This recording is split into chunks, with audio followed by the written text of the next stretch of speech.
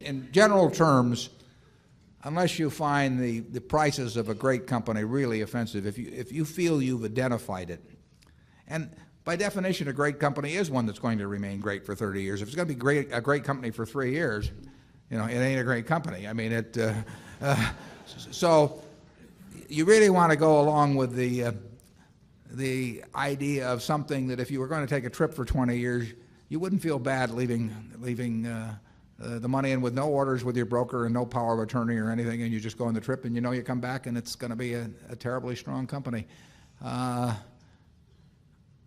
I think it's better just to own them. I mean, we could attempt to buy and sell some of the things that we own that we think are fine businesses, but they're too hard to find. I mean, we found See's Candy in 1972, where we find here and there we get the opportunity to do something, but they're too hard to find. So to sit there and hope that you buy them in the throes of some panic, that you sort of take the attitude of a mortician, waiting for a flu epidemic or something. I mean, I'm not sure that will be a great technique. I mean, it may be great if you inherit it. Paul Getty inherited the money at the bottom in 32. I mean, he didn't inherit it exactly. He talked his mother out of it, but yeah. It's true, actually. Close enough. Yeah, close enough, right? But he benefited enormously by having access to a lot of cash in the early 30s that he didn't have access to in the late 20s, and so you can get some accidents like that. But that's a lot to count on, and if you start with the Dow at X and you think it's too high, when it goes to 90% of X, do you buy? Well, if it does and it goes to 50% of X, it gets you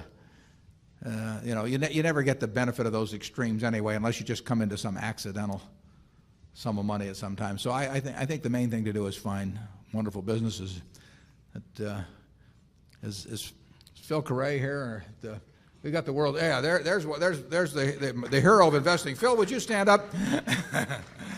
Phil is 99. He wrote a book on investing in 1924.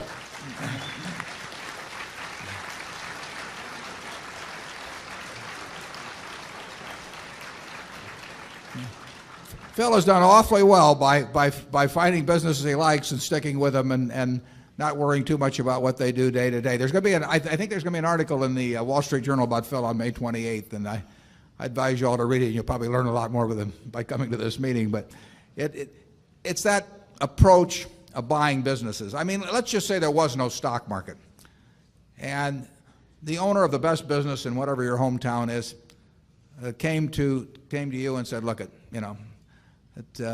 my brother just died, and he owned 20% of the business, and I want somebody to go in with me to buy that 20%, and the price looks a little high maybe, but this is what I think I can get for it. Do you want to buy in?"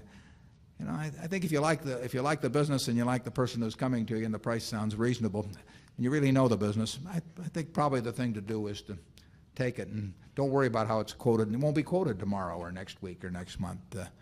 I think people's investment would be more intelligent if stocks were quoted about once a year, but it isn't going to happen that way. So, and if you happen to come into some added money at some time when something dramatic has happened, I mean, we did well back in 1964 because American Express ran into a crook.